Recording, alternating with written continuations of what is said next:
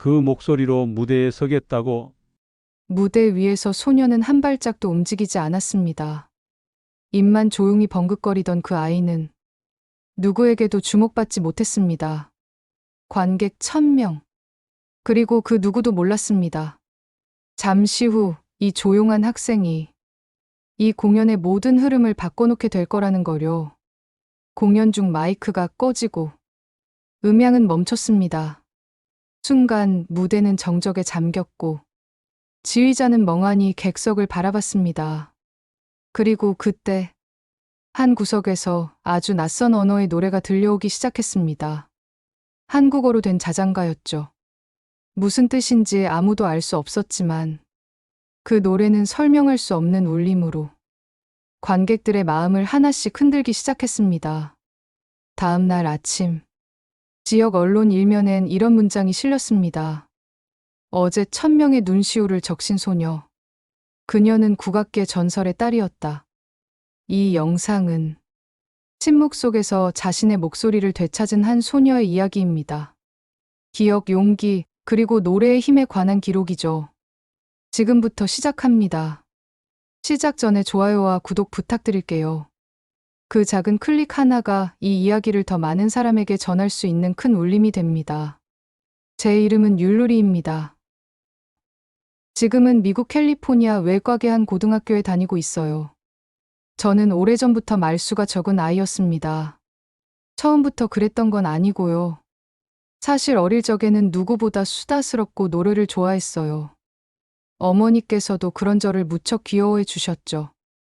어머니는 한국에서 꽤 유명한 전통 국악 명창이셨습니다. 이름은 백유경. 무대에서 서면 언제나 박수갈채를 받으셨고 국악의 대중화를 위해 다양한 활동을 하셨던 분이에요. 제가 6살이던 어느 날 어머니는 저에게 조그마한 노란 일기장을 건네주시면서 이렇게 말씀하셨어요. 이건 엄마의 마음이 담긴 노래책이라고. 언젠가 진짜 목소리를 찾고 싶을 때 읽어보라고요. 그때는 무슨 뜻인지 잘 몰랐지만 그 일기장은 이후 제 삶 전체를 이끌어주는 등불이 되었습니다. 하지만 그런 평화도 오래가지 않았습니다. 제가 10살이 되던 해 어머니는 공연을 마치고 돌아오시던 길에 교통사고를 당하셨고 그대로 세상을 떠나셨어요. 그날 이후 저는 노래를 부르지 않게 되었습니다. 소리 내는 일 자체가 고통이었고 무엇보다 어머니의 자장가를 다시는 들을 수 없다는 현실을 받아들이기 어려웠어요. 그 사고 이후 아버지와 저는 미국으로 이민을 오게 되었습니다. 미국에 가족이나 친척이 있었던 것도 아니고 그저 어디든 도망치고 싶었을 뿐이었죠. 처음 미국 땅을 밟았을 때 저는 아무 말도 하지 않았습니다. 영어도 잘 몰랐지만 그보다 더 무서웠던 건 혹시나 제 목소리를 누군가 듣게 될까 하는 두려움이었습니다. 말을 하지 않으면 질문도 받지 않으니까요. 그저 조용히 지내는 게 최선이었어요. 그렇게 몇 년이 지났고 어느덧 고등학생이 되었습니다. 지금 다니고 있는 학교는 시 외곽에 있는 평범한 공립학교예요. 그 학교에 입학하고 처음 등록 상담을 받을 때 담임 선생님은 제 성적표를 보며 이런 말을 하셨습니다. 조용한 아이지만 꾸준히 성실하네요. 합창단에 한번 들어가 보는 건 어때요? 음악에 흥미가 있다고 적혀 있어서요. 그 말에 저는 한참을 망설였습니다. 음악이라니요. 그건 이미 저와 상관없는 세계라고 생각하고 있었거든요. 하지만 어쩐 일인지 그날 밤 어머니의 노란 일기장이 눈에 밟혔습니다. 그리고 어릴 적 들었던 자장가 멜로디가 아주 희미하게 귓가에 떠올랐어요. 그래서 결국 합창단에 들어가기로 했습니다. 단지 구경만 하고 나올 생각이었지만요. 학교 합창단은 생각보다 조직적이었습니다. 지휘자는 제이슨 선생님이었고 그분은 지역에서 명문대로 알려진 음악대학을 졸업하신 분이라고 들었어요. 다만 굉장히 고지식하시고 정해진 방식 외에는 거의 인정하지 않는 분위기였습니다. 그리고 그 딸인 제이나는 합창단의 중심이었어요. 항상 가운데에 서 있었고 어떤 곡이든 화려하게 불러냈죠. 하지만 이상하게도 그 화려함 속에 따뜻함이나 진심 같은 건 느껴지지 않았습니다. 모두가 제이나를 칭찬했지만 저는 늘 무언가 빠져 있다는 생각을 했어요. 합창 연습 시간에도 저는 구석에 있었습니다. 가끔씩 입을 맞춰 움직이긴 했지만 실제로 목소리를 내진 않았어요. 아무도 제게 관심을 가지지 않았고 저 역시 조용히 그 자리에만 앉아 있었죠. 그런 저를 유일하게 알아봐 준 사람이 있습니다. 타일러 로페즈라는 친구였어요. 멕시코계 이민자였고 저와 비슷한 처지였던 아이였죠. 그 친구는 말수가 많진 않았지만 언제나 저를 향해 조용히 웃어주었고 합창단에서도 제 옆자리를 비워두곤 했습니다. 넌 뭔가 있어. 그냥 숨겨두고 있는 것뿐이야. 어느 날 타일러가 그렇게 말했을 때 저는 처음으로 누군가가 제 안의 목소리를 알아봐 줬다는 생각이 들어서 잠시 울컥했던 기억이 납니다. 그렇게 아무 일 없이 시간이 흐르던 어느 날 학교에서는 지역 합창대회 참가를 결정했고 솔로 파트를 정하기 위한 오디션이 열린다는 공지가 붙었습니다. 당연히 모두가 제이나가 할 거라고 생각하고 있었고 사실 그 누구도 의문을 갖지 않았어요. 그런데 이상하게도 그날 아침 어머니의 노란 일기장을 다시 펼쳐보게 되었습니다. 거기에는 진짜 목소리는 용기에서 태어난다는 문장이 적혀 있었어요. 그 말을 읽는 순간 무언가가 제 가슴 안에서 반짝이는 느낌이 들었습니다. 그래서 저는 오디션 마지막 순서에 조용히 손을 들고 무대 앞으로 나섰습니다. 아무도 기대하지 않았고 제이슨 선생님은 살짝 당황한 표정을 지으셨죠. 저는 마이크도 없이 그냥 맨 목소리로 어릴 적 어머니가 불러주셨던 자장가 한 구절을 불렀습니다. 짧고 조용했지만 그 안에는 제가 숨겨왔던 모든 감정이 담겨 있었어요. 그 순간 연습실이 조용해졌고 몇몇 친구들은 눈을 동그랗게 뜨고 저를 바라봤습니다. 하지만 제이슨 선생님은 아무 말도 하지 않으셨고 끝내 이렇게 말씀하셨습니다. 윷놀이 학생은 입만 움직이면 됩니다. 그 음색은 팀 컬러에 어울리지 않아요. 그 말은 그동안 애써 쌓아온 작은 용기를 산산이 부숴버리는 말이었습니다. 그날 이후 저는 다시 노래하지 않았습니다. 하지만 그 말이 끝은 아니었습니다. 이야기는 아직 시작되지도 않았던 것이죠. 사실 그날 이후 저는 며칠 동안 학교에 가기조차 싫었습니다. 누구도 제 목소리에 귀 기울이지 않았다는 사실보다 제가 제 자신에게 실망했다는 게 더 괴로웠어요. 왜 하필 그날, 왜 그렇게까지 용기를 냈던 걸까요? 어머니의 자장가는 분명히 아름다웠고 그 목소리를 누군가 들어준다면 분명 감동할 거라고 믿었는데 결국 그 믿음은 부서졌습니다. 그렇지만 마냥 포기하기엔 뭔가 가슴속에서 계속 불편한 기운이 올라왔어요. 그때 다시 꺼내본 게 어머니의 국악 일기장이었습니다. 그 안엔 어머니가 어린 시절부터 어떻게 목소리를 다듬어 왔는지, 무대에 설 때마다 어떤 감정을 품었는지, 그리고 무엇보다 노래는 사람을 이어주는 달이라는 글귀가 있었습니다. 그 문장을 읽으면서 저는 하나의 결심을 하게 되었습니다. 비록 학교에서 인정받지 못하더라도 적어도 한 사람에게는 제 마음을 전하고 싶다고요. 그때부터 저는 혼자 연습을 시작했습니다. 아무도 없는 음악실 뒤편. 남들 몰래 남는 시간에 연습을 하곤 했습니다. 특히 어머니의 일기장에 나와 있던 옛 민요와 자장가들을 다시 입에 붙여보기 시작했어요. 한국어 가사이기에 미국 친구들은 이해하지 못하겠지만 감정은 언어를 초월할 수 있다는 생각이 들었습니다. 타일러는 제가 연습하는 모습을 몇 번 목격했고 그때마다 아무 말 없이 슬며시 이어폰 한쪽을 건네주곤 했습니다. 나는 내 노래 좋아. 그 한마디가 수백 개의 위로보다 따뜻하게 느껴졌습니다. 그 사이 학교에서는 합창대회 준비가 본격적으로 진행되고 있었고 제이나는 중심에서 모든 곡을 리드하고 있었습니다. 그 아이는 정말 완벽했습니다. 고음도 자유롭게 오가고 모든 발성도 정확했죠. 하지만 아무리 완벽해도 그 노래에서 감정이 느껴지지 않는다는 사실은 저만이 아니라 몇몇 아이들도 눈치채기 시작했어요. 그러던 중 연습 중 제이나가 약간의 성대 피로를 겪게 되면서 제이슨 선생님은 차선책으로 또 다른 솔로를 임시로 지목해야 했습니다. 다들 기대 섞인 눈으로 누가 될지 기다리고 있었지만 그 선택은 놀랍게도 또다시 제이나였습니다.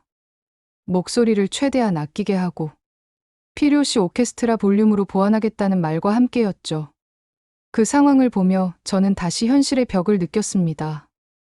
노래를 잘 부른다는 건 단지 기술이나 실력이 아니라 기회를 주는 사람들의 시선과도 깊은 관련이 있음을 깨달았어요. 그러던 어느 날, 제 인생의 흐름을 바꾸는 일이 일어났습니다. 오랜만에 학교에 새로운 교사가 부임하게 되었고, 그분이 바로 마사딘이라는 이름의 여성 지휘자였습니다. 긴 머리를 단정하게 묶고, 단정한 복장 속에서 풍기는 강단 있는 분위기. 첫 만남부터 이전 선생님들과는 확연히 달랐습니다. 그날 첫 수업에서 마사 선생님은 학생들에게 이렇게 말하셨습니다. 노래에는 정답이 없습니다. 모든 목소리는 그 자체로 의미를 가집니다. 그러니 여러분 각자의 소리를 찾는 걸 두려워하지 마세요. 그 말을 듣는 순간 제 마음 어딘가에서 꽁꽁 얼어붙어 있던 무언가가 조금씩 녹아내리는 느낌이 들었습니다. 저는 조심스럽게 마사 선생님을 찾아가 한국에서 가져온 일기장과 자장가에 대해 말씀드렸습니다. 선생님은 조용히 제 이야기를 다 들어주셨고 조금도 웃지 않으셨습니다. 그리고 단 한마디 이렇게 말씀하셨어요. 그 노래 한번 들려줄 수 있을까요? 그날 작은 음악실에서 저는 처음으로 제 진짜 목소리를 누군가에게 제대로 들려주었습니다. 노래가 끝났을 때 마사 선생님은 한참을 말없이 앉아 계셨고 그 뒤 천천히 고개를 끄덕이며 이렇게 말씀하셨습니다. 이건 그냥 노래가 아니네요. 이건 누군가의 이야기이자 마음이에요. 그 이후 마사 선생님은 합창단의 구성을 조정하기 시작하셨습니다. 이전의 중심은 더 이상 중심이 아니었고 각자의 개성과 음색을 살릴 수 있는 새로운 조화를 만들어가려 하셨어요. 그리고 합창대회 전날 선생님은 저를 조용히 부르시더니 이렇게 말씀하셨습니다. 만약 내일 어떤 일이 벌어진다면 당신의 노래로 모두를 이어주세요. 그럴 수 있는 건 당신뿐이에요. 그 말이 저에게는 축복이자 책임이 되었습니다. 저는 여전히 두려웠지만 그보다 더 큰 믿음이 생기기 시작했습니다. 노래할 수 있겠다는 믿음 말이에요. 합창대회 당일 아침. 하늘은 맑고 공기는 차분했습니다. 모든 단원들은 평소보다 더 긴장한 얼굴이었고 누구보다 제이나는 완벽하게 준비된 듯 보였어요. 화려한 메이크업에 단정한 머리 매무새, 그리고 그날을 위한 특훈곡까지. 하지만 이상하게도 제이나의 얼굴에는 평소보다 더 짙은 불안함이 서려 있었어요. 그런 분위기 속에서 우리는 공연장에 도착했고 객석은 이미 수백 명의 사람들로 가득 차 있었습니다.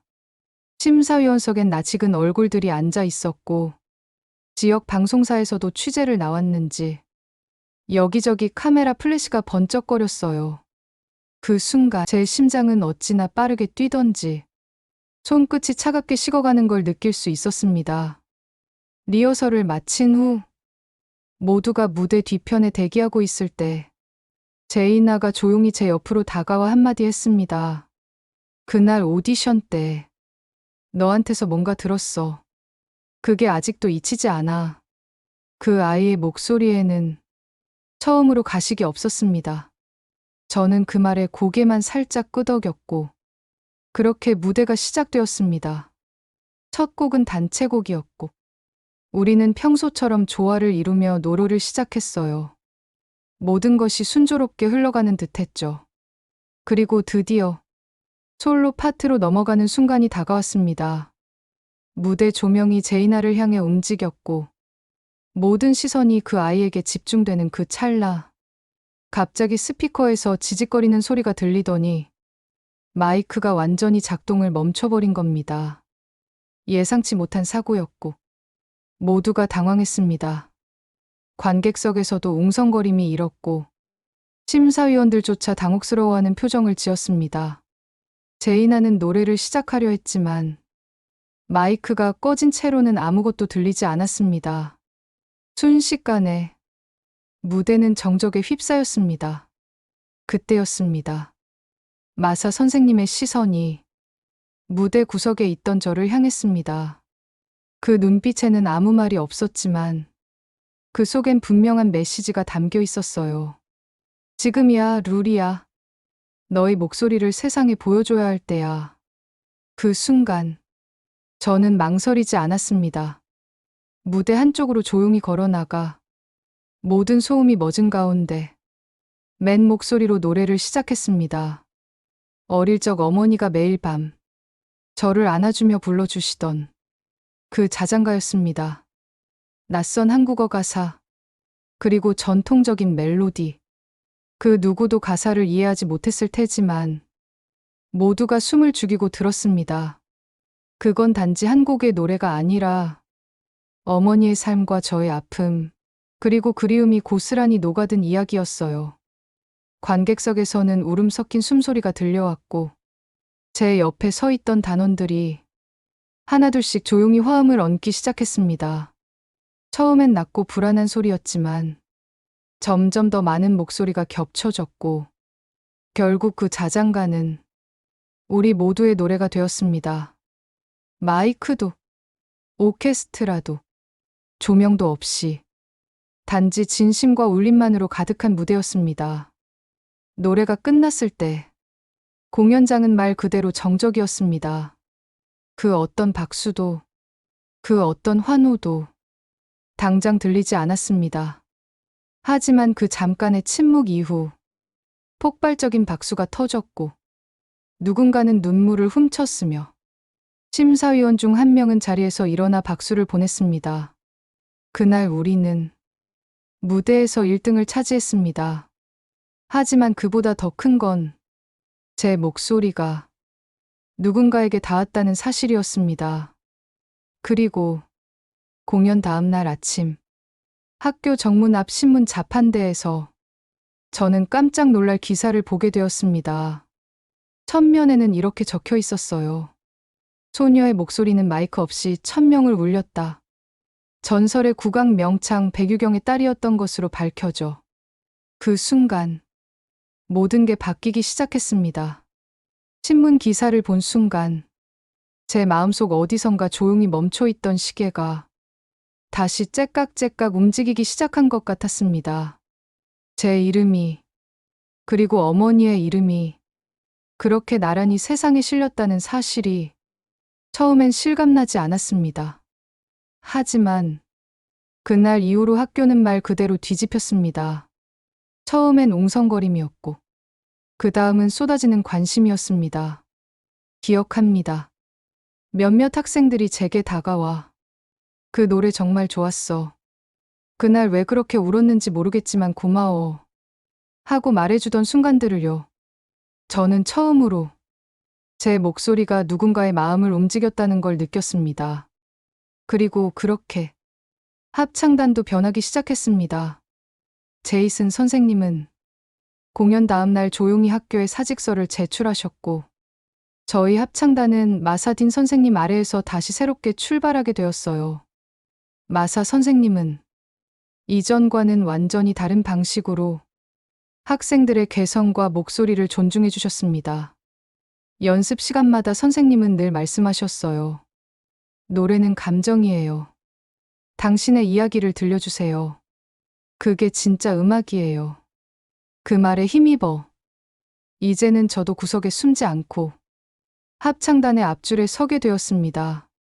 어느 날 마사 선생님이 저를 따로 부르시더니 한 곡의 솔로곡을 건네주셨습니다. 그리고 이렇게 말씀하셨어요. 이건 너를 위한 무대야. 내가 이 학교의 자랑이니까. 그 말을 들었을 때 눈물이 핑 돌았습니다. 단순히 칭찬이 아니라 저라는 존재를 인정해주는 느낌이었기 때문이에요. 그 이후 저는 학교 공연은 물론 지역 행사나 타 학교와의 교류 무대에서도 한국의 전통 가락을 바탕으로 한 곡들을 선보이기 시작했습니다. 많은 사람들은 언어는 다르지만 그 안에 담긴 진심은 다 똑같다고 말해주었습니다. 그 말이 저에겐 너무나 큰 위로가 되었습니다. 특히 타일러와 함께 한 듀엣 무대는 제 인생에서 가장 소중한 순간 중 하나였어요. 타일러는 저보다 먼저 제가 노래를 다시 부를 수 있을 거라고 믿어준 사람입니다. 루리, 넌 노래가 아니라 누군가의 기억을 안고 있어. 그게 너만의 힘이야. 그 아이의 말처럼 저는 이제 노래를 기술로 부르지 않습니다. 저는 제 이야기를, 어머니의 기억을, 그리고 제 마음을 담아 노래합니다. 가끔은 여전히 불안한 마음이 들 때도 있어요. 무대 앞에 서면 과거의 상처가 다시 떠오를 때도 있죠. 하지만 이제는 압니다. 그 상처도 제 노래의 일부라는 거요. 그리고 그것이야말로 다른 누군가의 마음에 닿을 수 있는 진짜 울림이라는 거요. 이제 저는 다시 음악을 사랑하게 되었습니다. 어머니와 함께했던 자장가의 멜로디가 이제는 저희 목소리로 세상에 퍼져나가고 있습니다. 그 목소리는 한국에서부터 시작된 것이고 이제는 미국의 무대 위에서 사람들의 눈물과 공감으로 이어지고 있어요. 지금도 어머니의 노란 일기장은 제 침대 머리맡에 놓여 있습니다. 그리고 그 마지막 장엔 이런 문장이 적혀 있어요. 진짜 목소리는 진심이 닿는 곳에 피어난다. 저는 이제 더 이상 숨지 않겠습니다. 저는 어머니의 언어로 그리고 저만의 목소리로 계속해서 노래할 거예요. 지금 이 순간에도 세상의 구석 어딘가에는 자신의 진짜 목소리를 감추고 살아가는 누군가가 있을지 모릅니다. 율루리의 이야기는 그들에게 전하는 작은 울림이자 우리가 놓치고 있던 진심의 소리일지도 모르겠습니다. 당신의 마음에도 한 소절의 노래가 남았다면 지금 이 채널을 구독해주세요.